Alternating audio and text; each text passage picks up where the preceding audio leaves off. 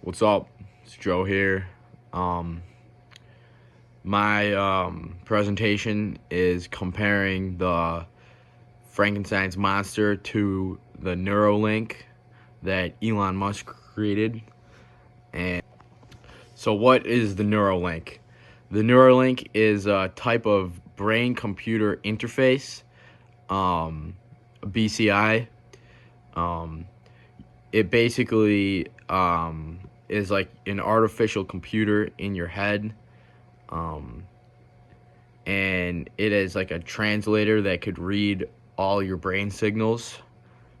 Um, for example, your brain automatically can like move your hand, but this thing could do it for you. Um, so the first one was created in the 1970s. It was a lot bigger. There's a picture of it right there. And at first it was really basic and they were really big. And then technology was a lot different back then, so it was just a lot different. So the Neuralink it's like a chip. It's about the size of a coin, like a quarter, and it basically just goes right into your brain. Then it's got these wires that are like smaller than your hair, and those go right into your brain, and they send the electrical signals to your brain. So really small, very thin, and they just connect right to your brain. The chip will listen to your brain signals, and it's Bluetooth, so it goes from the computer to your brain the same way it goes from your phone to the speaker. Um, yeah, it's like you could basically think of it as like a cursor and a computer. That's a good example. So like you could move anything in your body just by thinking about it, and the chip goes into your brain through a robot. Like no human will perform the surgery. It is a legit robot. There's a picture of it right there, and it does everything very precise, and it makes the surgery as accurate as possible. So the main goal of the Neuralink is to help people with paralysis.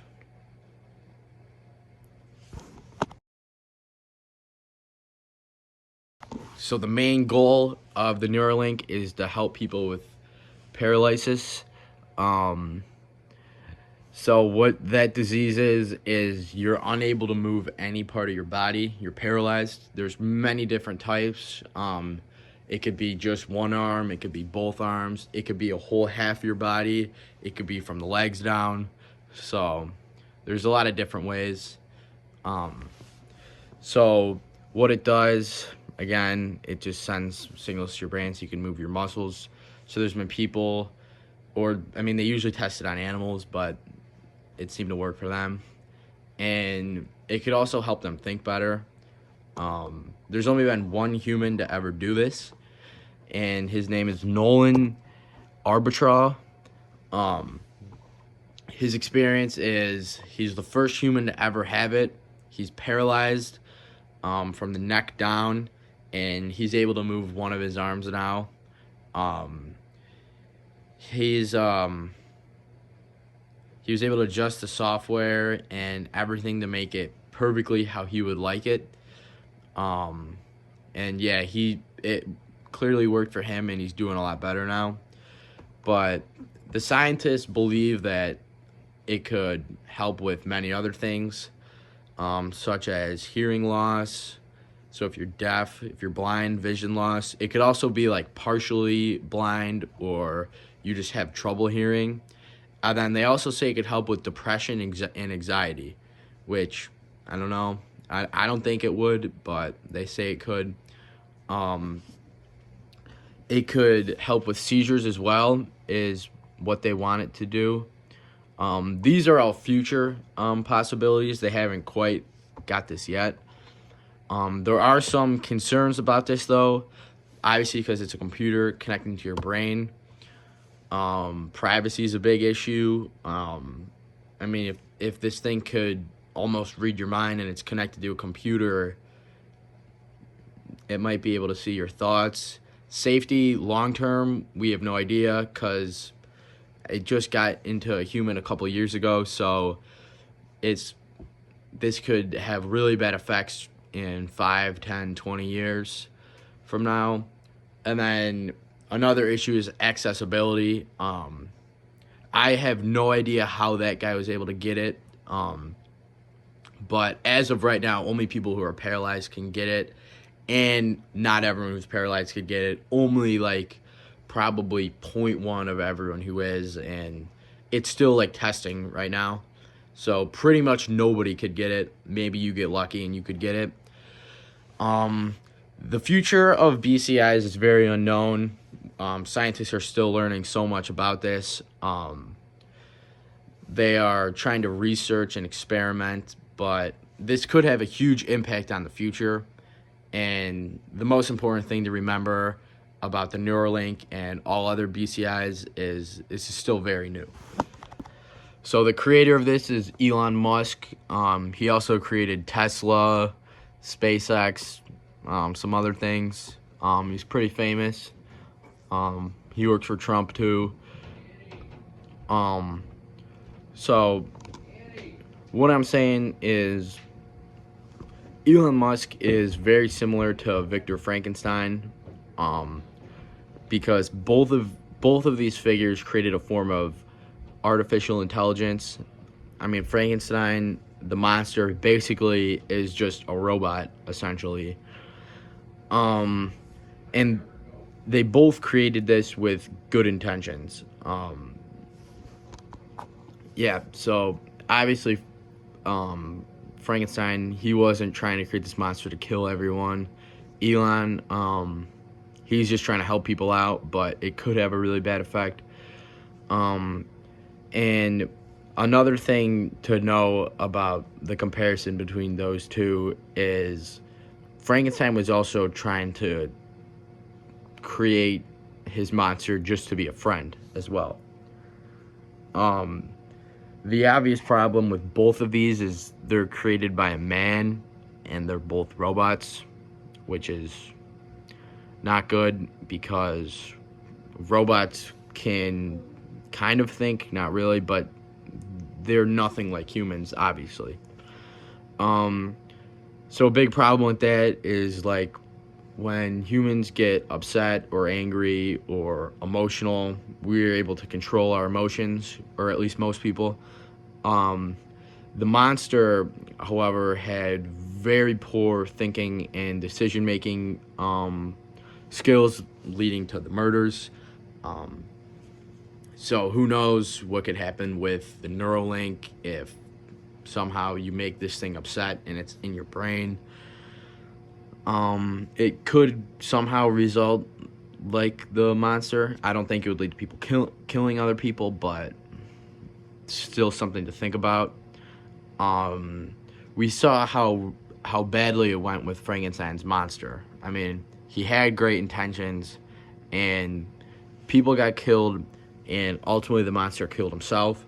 So you have to think, if the monster's killing himself, that'd be like the AI chip killing itself, which is in a human. So essentially that's like the chip killing another human. So something to consider is the microchip is implanted in the human. The chip would have the ability to control the entire body. If this microchip could think for itself, the consequences could be very dangerous. Imagine a paralyzed person controlled by a computer, and the computer takes over his brain. It could turn out horribly. Again, I don't believe it will be as extreme as a paralyzed person going out and killing someone, but I think it could lead to some sort of self-destruction where the chip could totally take over the person, and they said it could cure anxiety and depression, but I think that would be something the chip would lead it into. I think someone could just become really bad with themselves if they're controlled by a computer. So that's my guess. It would lead to extreme depression. I think it would be tough because the computer could manipulate the outside world, believing the person is happy and that the chip has improved its life so much. Like the chip could have the human saying stuff like this is awesome, like blah blah blah, and in reality he's dying inside and hates this chip. Um, with the computer controlling their thoughts and habits, who knows what could happen? This is the first time it's become acceptable to implant a full computer inside the person's brain. Remember, it's a small chip, but it's a computer. It has all the everything a computer could do, but it's the size of a quarter. Um, and another point to make is, you know, I don't believe AI is insanely powerful, but it could also be so much more powerful than anyone could even imagine. And the intelligence that like Elon Musk has is way more than anyone. So who knows what he could do with the computer?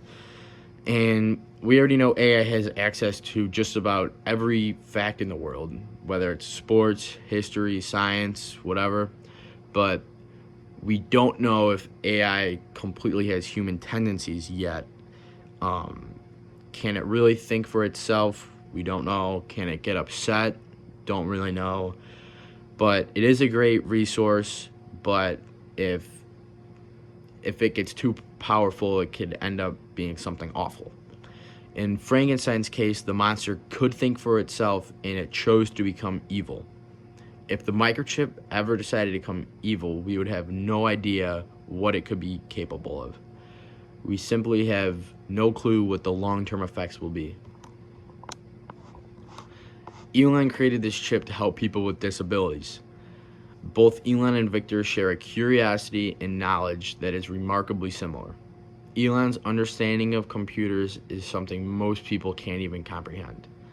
And anyone who has read Frankenstein knows how incredibly smart Victor was. Whether the chip will be able to read your mind and control your thoughts is still very uncertain.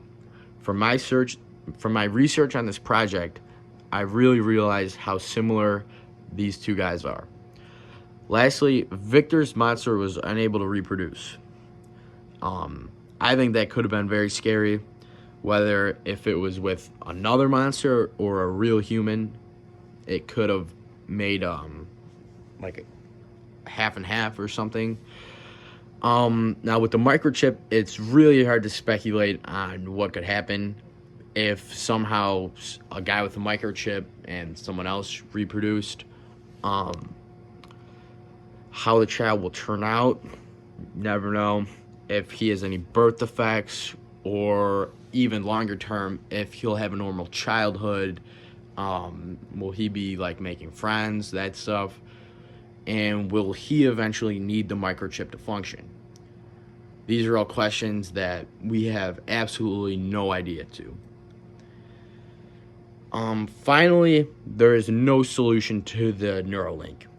I believe we should continue to trust the scientists, and I think they're doing a very good job to slowly introduce it to those who need it. But we must keep a very close eye on people who have the Neuralink in their heads. So I was unable to put the pictures in at the right time. It just wouldn't let me. So these are the pictures. The first one is of the first Neuralink, or form of BCI back in the 1970s. The second one is the Neuralink itself. You can see how small it is, about the size of a quarter. And then next one after that is the picture of the robot they use to do the surgery. And then after that is just the different types of people who are paralyzed. Then you move on to Nolan, the guy who, the first guy to use it. And then, yeah, that's it. And then after that is the links that I use for the project.